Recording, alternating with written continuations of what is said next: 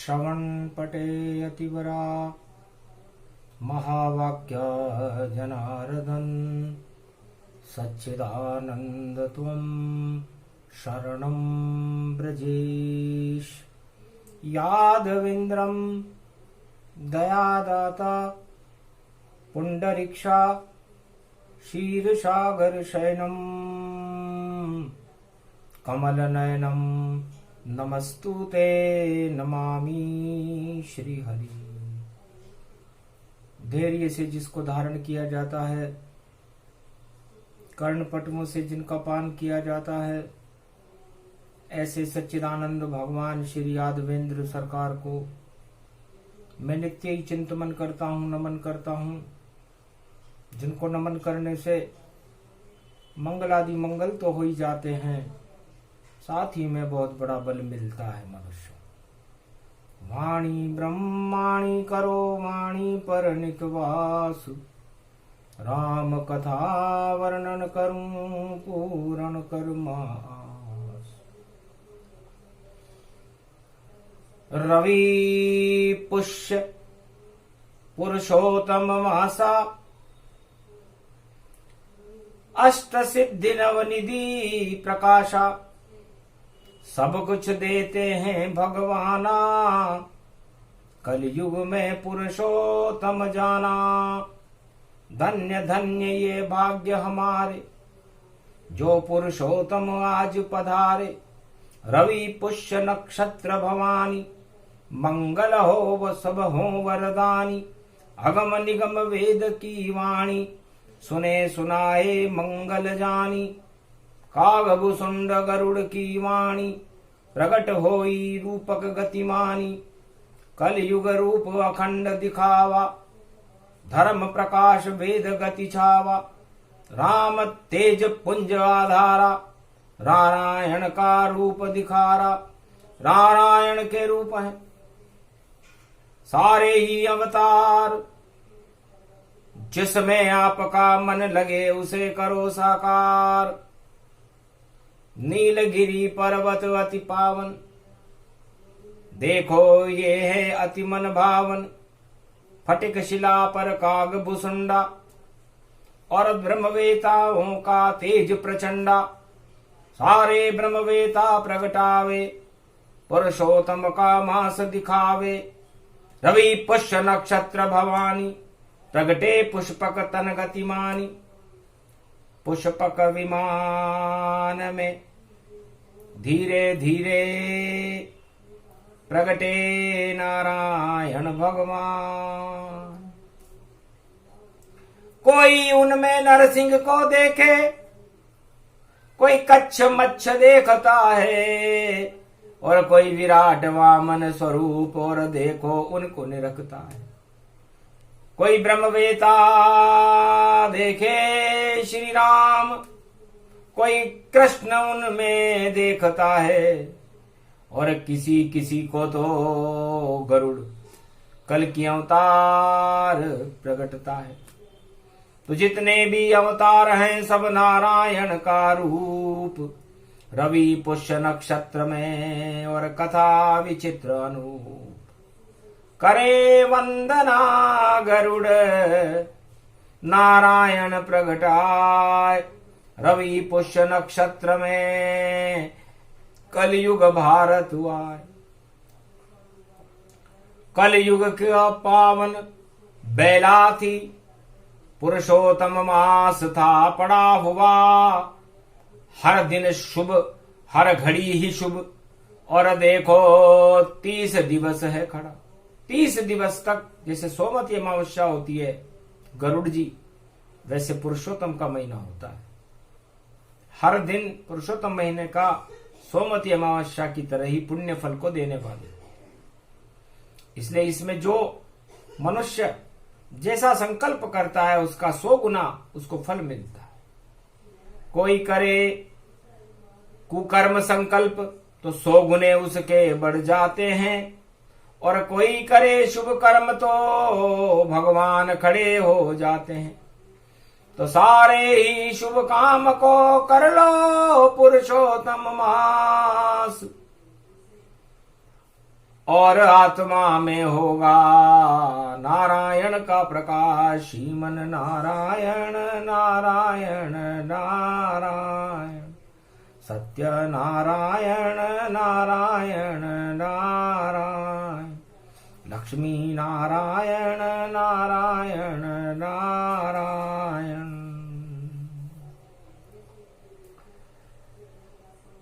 सारे ब्रह्मवेता गरुड़ कागभुसुंड भगवान पुरुषोत्तम के मास में करे राम गुणगान।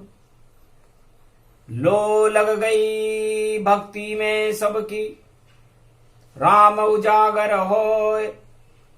मर्यादा पुरुषोत्तम जप लो शुभ बेला ये होए। रवि पुष्य नक्षत्र है भाग्य से ही मिल पाए।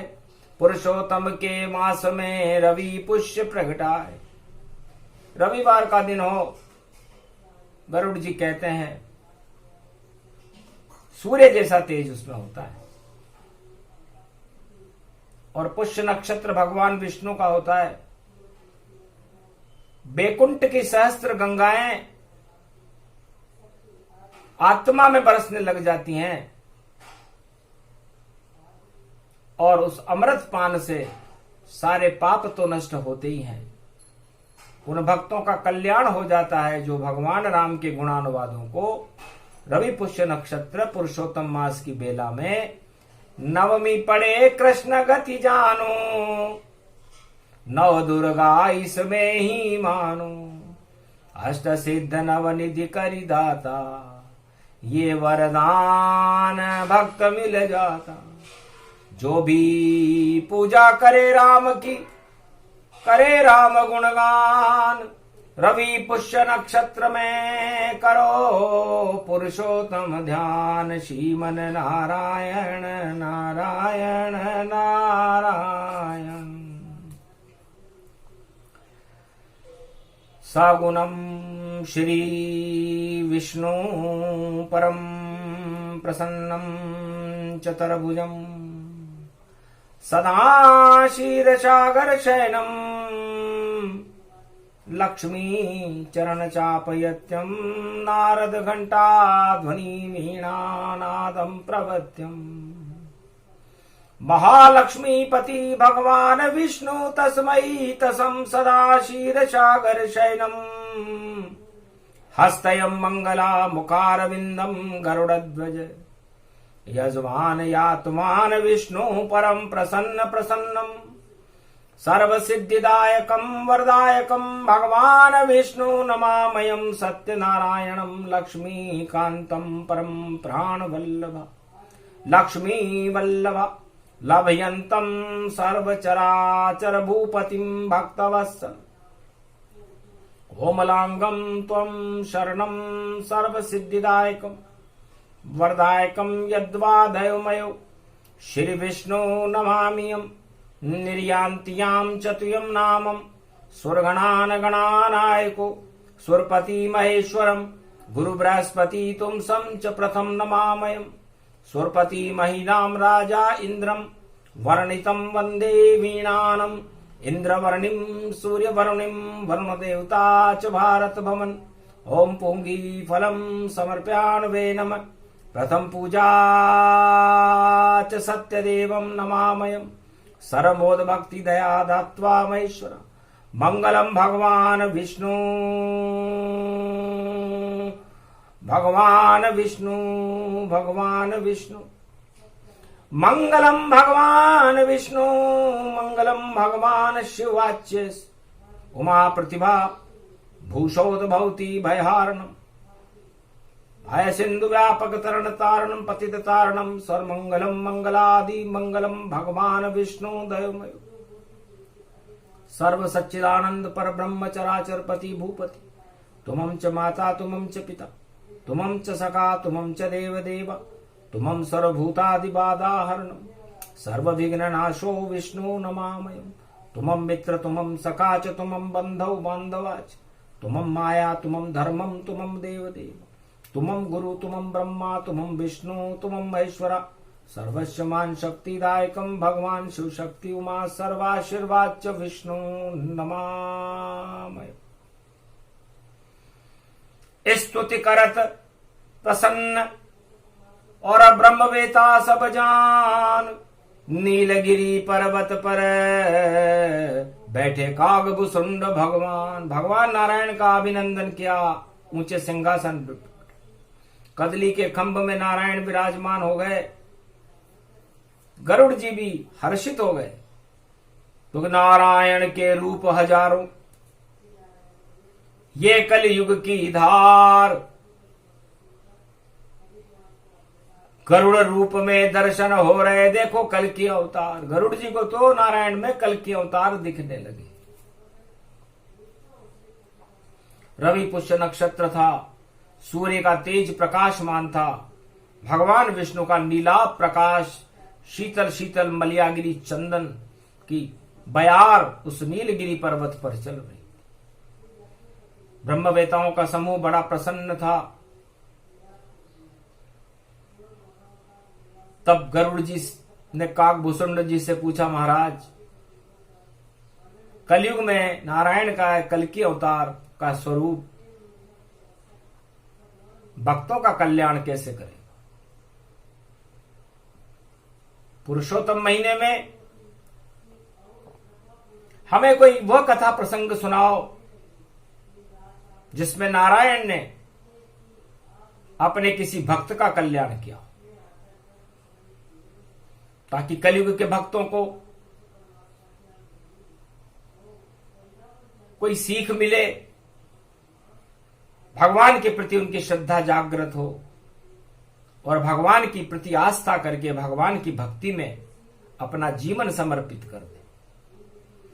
तब कहे कागभूषुंड सुनो अब गरुड़ रूप ये वाणी, हर युग में नारायण देखो और प्रगटे भारत माही।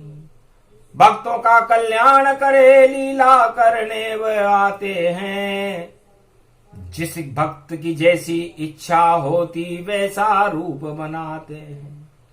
ये कलयुग की छाया है गरुड़ और कल के अवतार प्रगटाएंगे।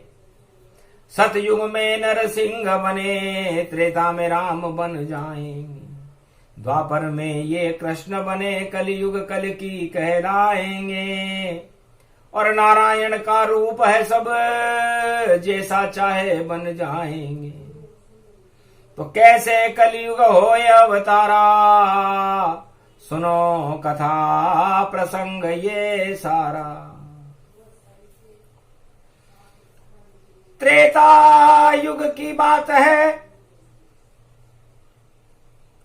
लंका में वीक्षण पाए, पुरुषोत्तम का मास था,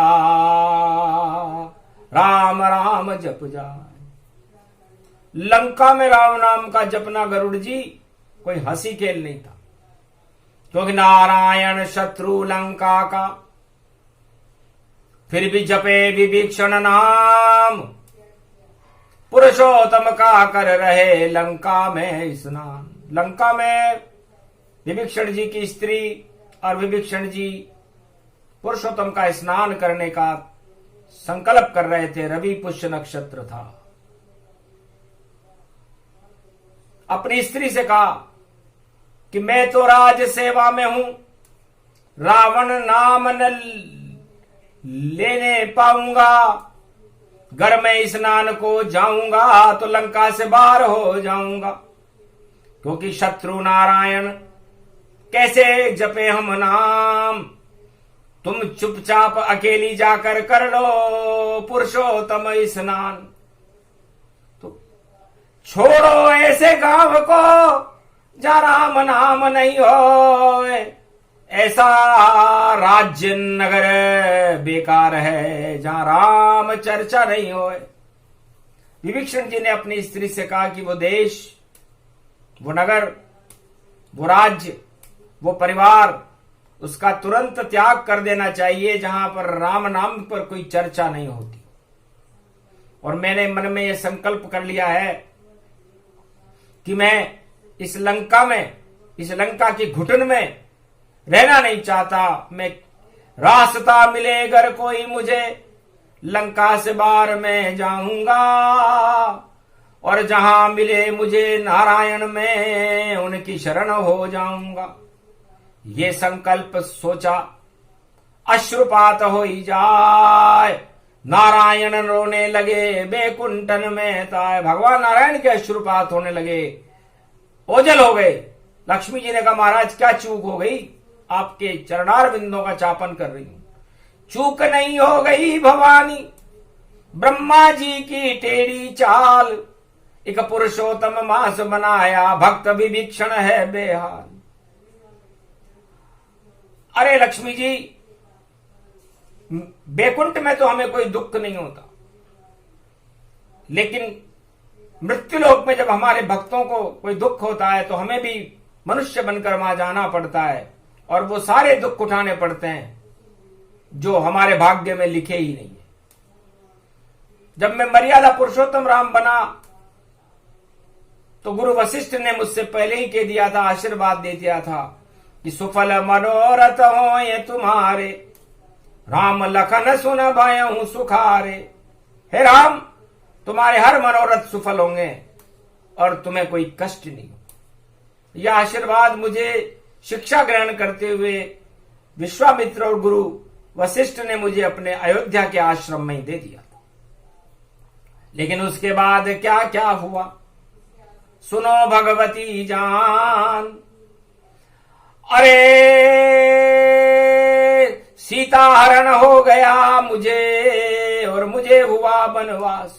उसके आशीर्वाद मिलने के बाद मुझे वनवास हुआ, सीता हरण हुआ, और हम इस लंका से युद्ध करने की तैयारी कर रहे हैं। बताओ कभी ऐसा भी होता है क्या? तो आशीर्वाद तो फलते हैं पर दुख पाते हैं राम, और राम ही मर्यादा पुरुषोत्तम करते जगत कल्याण। तो जैसे कर्म वैसे फल चाखा, बोले राम लक्ष्मी तन पाखा। भगवान नारायण ने कहा कि जैसे कर्म होते हैं वैसे फल भोगने पड़ते हैं, और मर्यादा पुरुषोत्तम राम को भी यदि मनुष्य बनना पड़े तो भक्तों के खातिर वो सब दुख उठाने पड़ते हैं जो मनुष्य को उठाने पड़ते हैं, क्योंकि मनुष्य कर्म प्रधान है। और इस ब्रह्मा ने चाल चली, यदि सबको ही ब्रह्मा विष्णु महेश बना देता मृत्युलोक में तो ये कष्ट ही क्यों आते। लेकिन आज हमारा विभीषण भक्त अश्रुपात कर रहा है, क्योंकि लंका दानव नगरी है और उसमें मानवता और राम नाम का क्या काम। और पुरुषोत्तम के महीने में उसकी स्त्री अकेली स्नान कर रही है। तब कहा अश्रु की एक बूंद गर लंका में गिर जाएगी तो रावण का सब कुल नष्ट होए और विभीषण ताज दिलाएगी। विभीषण को ताज मिलेगा और ये लंका नेश नाबूद हो जाएगी। तो चलो कोई नहीं है साथ विभीषण, नारी करे स्नान। 15 दिन हो गए मगर नहीं आए भगवान।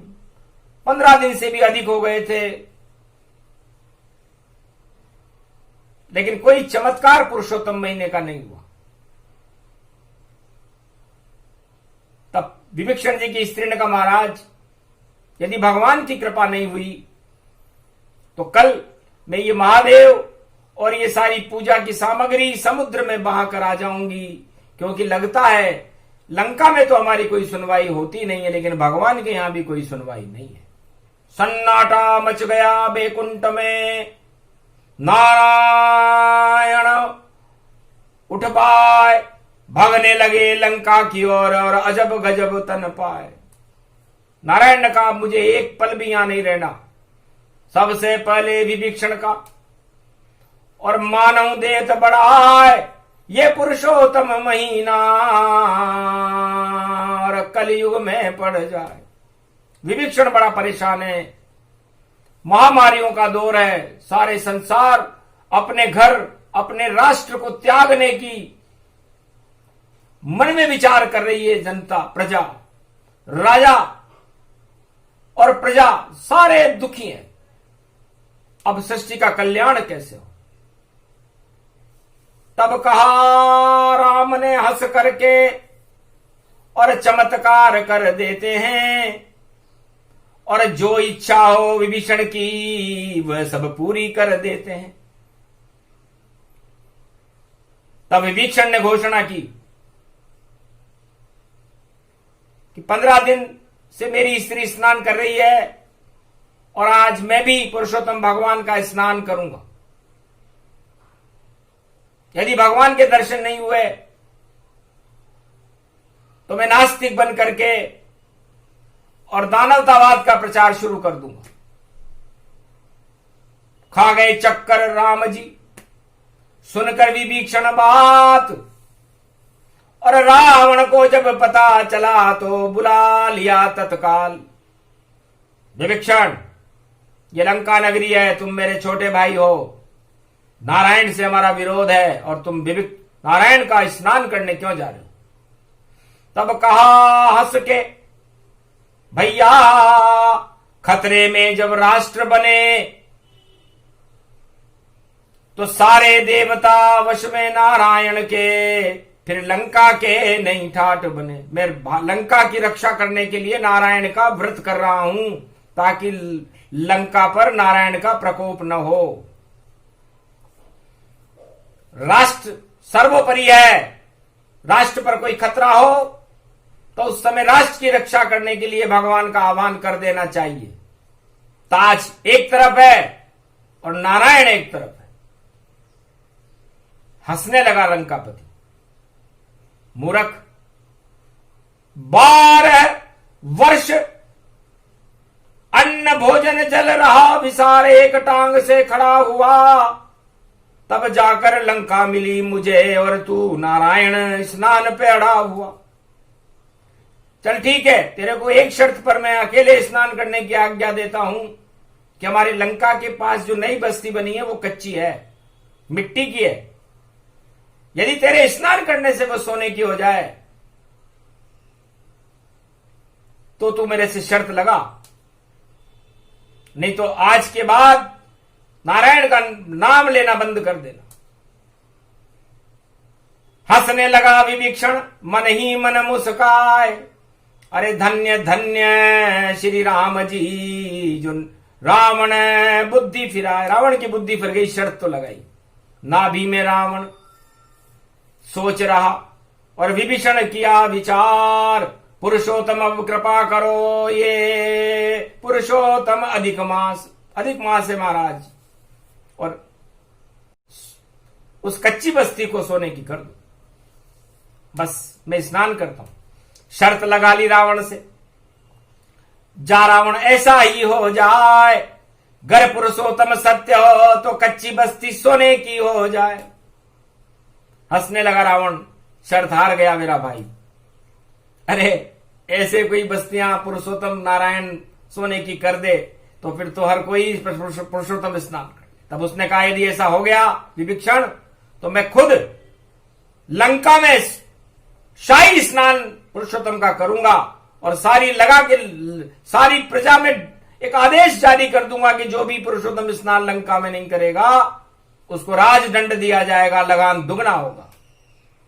हंसने लगा विभीषण, और रावण किया प्रणाम, और सागर तट पर चला गया था करने पुरुषोत्तम स्नान। पुरुषोत्तम की कृपा हो गई, और लंका सोने की हो जाए, और बड़ी विचित्र घटना हुई, और सब कुछ सोने का हो जाए। अरे जितना भोजन और पखेरु और जो भी थे सामान बनाए, सारे सोने के वहां हो गए, लंका भूखे मर गई ताए। सारे ही सामान सब सोने के बन जाए, सारी बस्ती सोने की, और खाने नहीं कुछ आए, खाने का दाना नहीं रहा। बराबर खबरें आने लगी, माल्यवंत ने कहा महाराज पूरे नगर का सब सामान सोने का हो गया है, अब करे तो क्या करे, खाएं तो क्या खाएं। चक्कर खा गया रावण, बड़ी बड़ी सरकार, और क्या छोटे से विभीषण की सुन ली नारायण ने पुकार। भूखे मर गई लंका सारी, अरे कैसे बचेंगे अब नर नारी, 1.25 लाख नारी नाती सब मर जावे, ये कैसा प्रकोप होई पावे, पुरुषोत्तम अपमान भवानी, इस कारण ये कष्ट सब जानी। बड़ा तानाशाह था। तब विभीषण को बुलाया, अरे आओ भैया, मंदोदरी ने लाड लड़ाया और ये क्या किया देवर जी, सारी लंका सोना हो गई, भोजन कुछ नहीं है पाया, भूखे सब मर जाएंगे, राज हो ये सब नष्ट, प्रजा पा रही पुरुषोत्तम में, लंका में ये कष्ट, महामारियां फैल जाएंगी, भूखे मर रही है। तब विभीषण जी ने कहा कि मैं करता हूं जाकर प्रार्थना, नारायण उपाय बतलाएंगे, जो भी उपाय बतलाएंगे रावण तुझको मैं कह जाएंगे। तो पुरुषोत्तम का ध्यान करे विभीषण ताय, पुष्पक विमान में नारायण और कलयुग में भी आए, दर्शन दिए। विभीषण क्या चाहता है? तेरी इच्छा थी कि बस्ती सोने की हो जाए तो हमने सोने की कर दी। महाराज भोजन और अन्न सभी और फसलें सारी सोने की, ये नहीं कहा था मैंने प्रभु ये क्या अनहोनी होने की।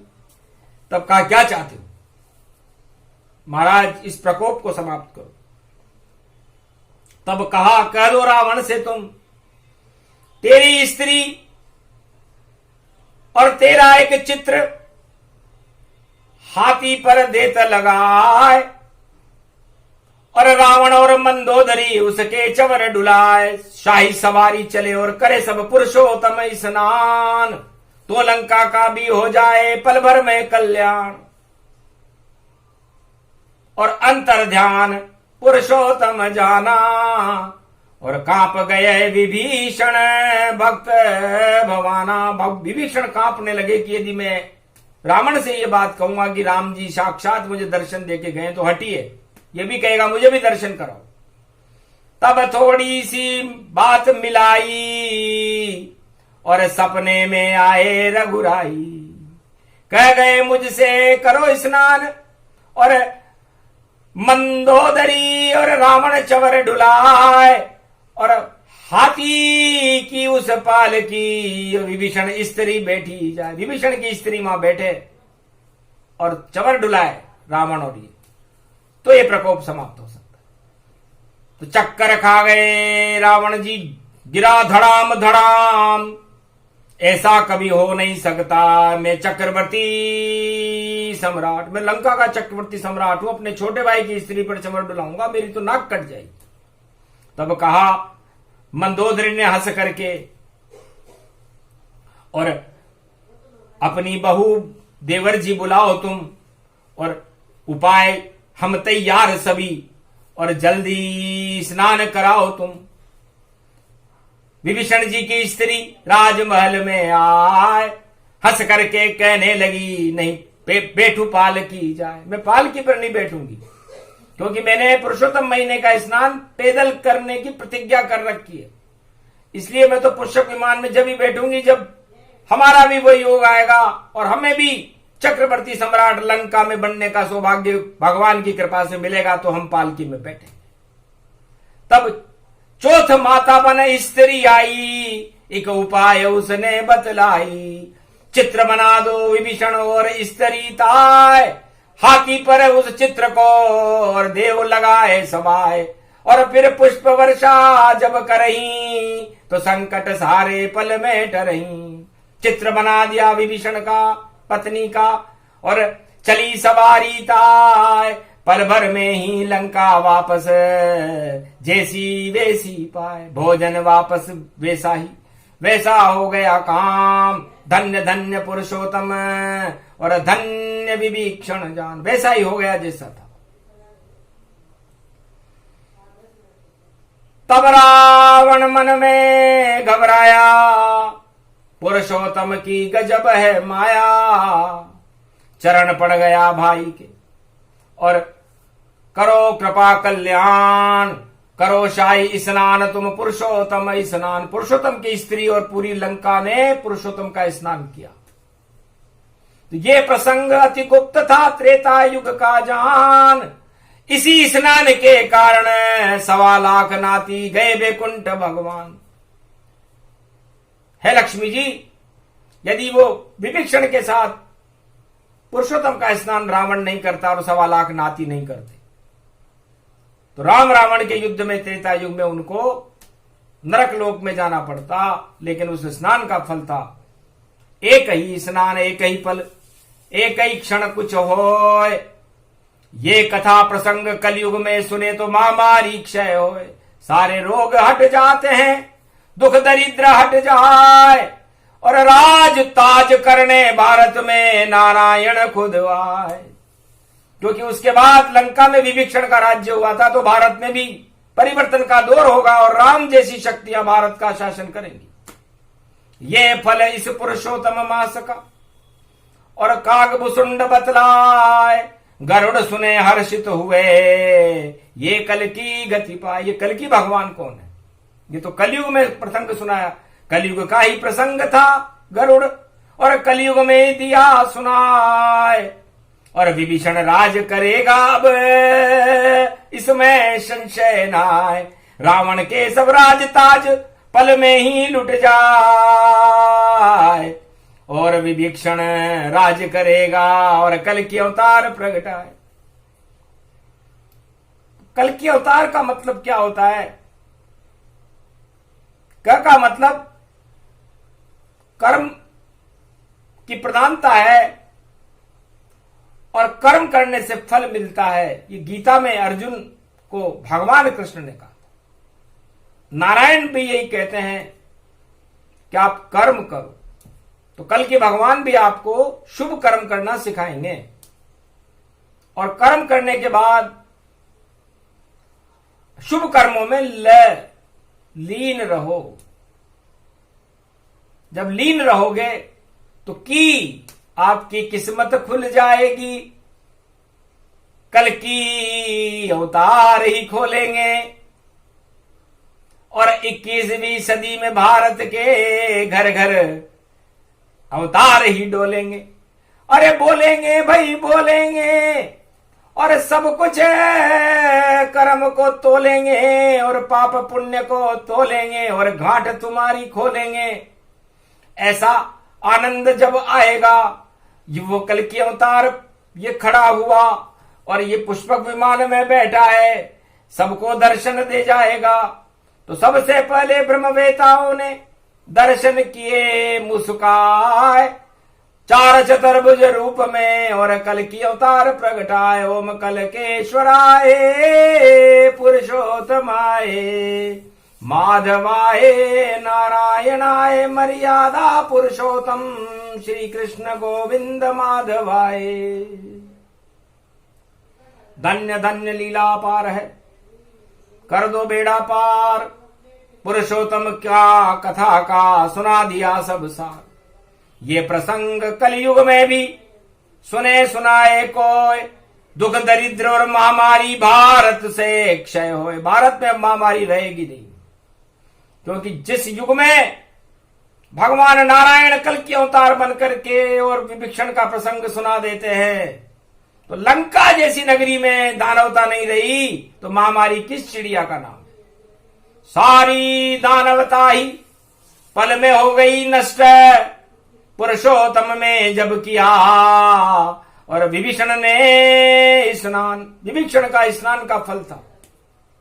एक पुरुषोत्तम महीने के स्नान से लंका की पूरी दानवता ही नष्ट हो गई, और मानवता रूपी विभीषण का प्रकाश हुआ, और राम राम की जय जयकार पूरी लंका में होने लगी। जो दानवता की नगरी थी वह मानवता आ गई। तो ये प्रसंग विशेष परिस्थितियों में ही सुनाया जाता है गरुड़ जी। आज भारत देश में भी दानवता का प्रकोप हो रहा है, महामारियों का प्रकोप हो रहा है, और तांडव हो रहा है 1.25 लाख नातियों का। इसलिए उस तांडव को ही समाप्त करने के लिए सुनाया पुरुषोत्तम रूप प्रसंग। कल की अवतार प्रसंग था और नारायण के संग। ये प्रसंग जो भी सुने, इस कलयुग के माय सारे संकट हट जाएंगे, दरिद्र दोष मिट जाए, पाप सभी कट जाएंगे और महामारी हो नष्ट। भारत की जनता अब नहीं पाएगी कष्ट। राम राज भारत होए आए कल की सरकार, बड़ी सरकार है त्रिलोक की जो आई आज दरबार। अभी तो ये नीलगिरी पर्वत के दरबार में साधु संतों के समूह में श्री कल्कि भगवान विराजमान है। बोलो कल्कि भगवान की जय।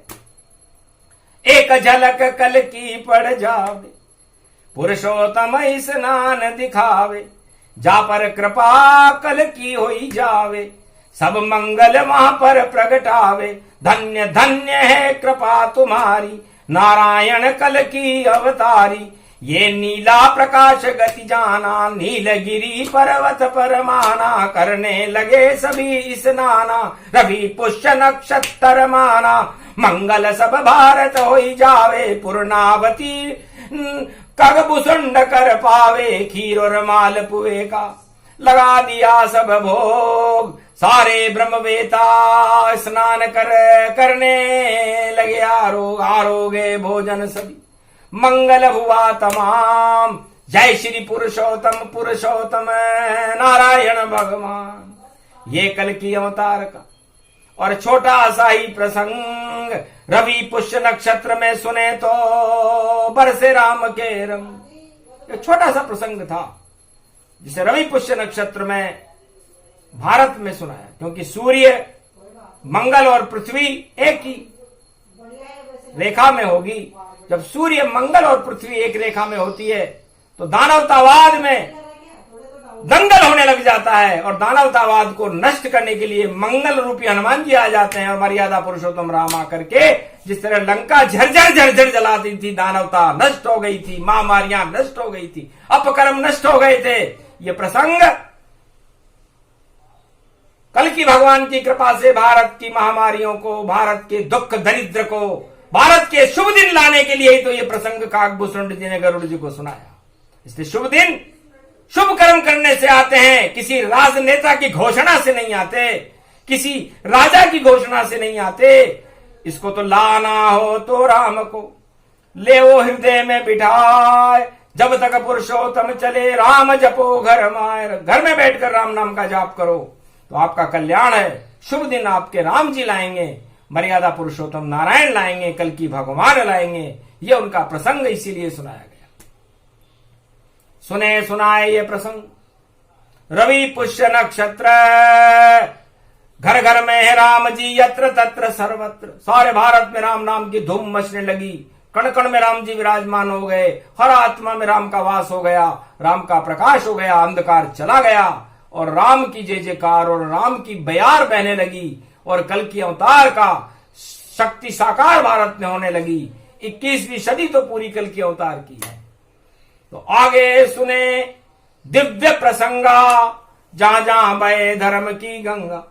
ये प्रसंग विराम वाणी करती ताय, कलयुग में पुरुषोत्तम में सुने सुनाए जाए।